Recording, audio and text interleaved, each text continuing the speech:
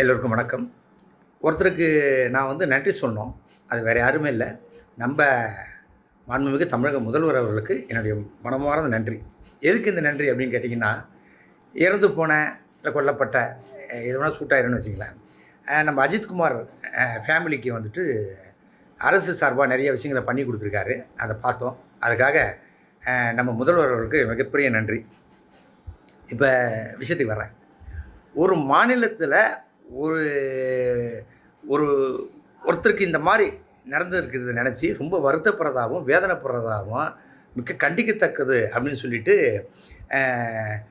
மரியாதைக்குரிய இவர் ஜட்ஜே சொல்லியிருக்காரு. அதை ஒரு பக்கம் அது. இன்னொரு பக்கம் பார்த்திங்கன்னா, இந்த அடித்து கொண்டாங்க இல்லையா, அந்த போலீஸ்காரங்க காவல்துறையினர் அவர் சிறையில் இது பண்ணியிருக்காரு. அதோடு அவங்கள இதுவும் பண்ணிட்டாங்க, வேலையிலேருந்து இது பண்ணிட்டாங்க. அது ஒரு விஷயம்.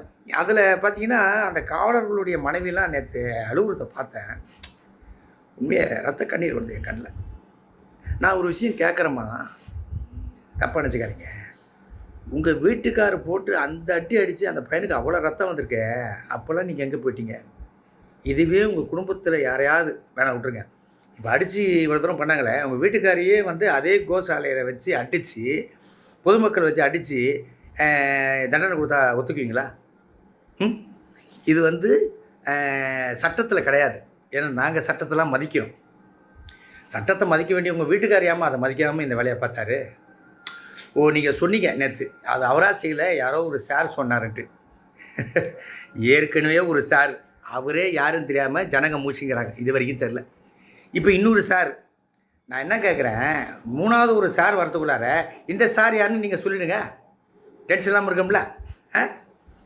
நான் ஏதாவது மனசு வருத்தப்படி பேசுகிறதா மன்னிச்சிங்க. ஒரு பக்கம் இல்லைன்னா ஒரே வேர்டில் சொல்லலாம், சாரி, ஓகே.